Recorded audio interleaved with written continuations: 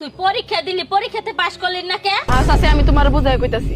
365 দিনে এক বছর, এই 365 দিনের মধ্যে 52 দিন থাকে শুক্রবার, তাহলে আর কয় দিন থাকে? 313 দিন। আচ্ছা ঠিক আছে, 313 দিন। এই 313 দিনের মধ্যে মনে করো শীতকাল, গ্রীষ্মকাল, বসন্তকাল সব কাল মিলাইয়া ছুটি থাকে 50 দিন, তাহলে থাকে আর কয় দিন? 263 দিন।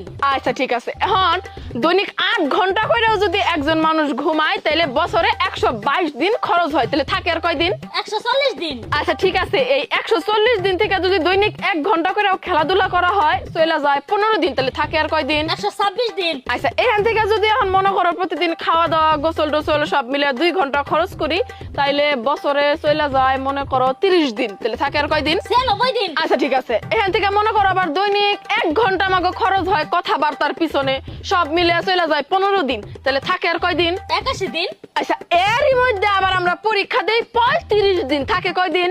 46 দিন।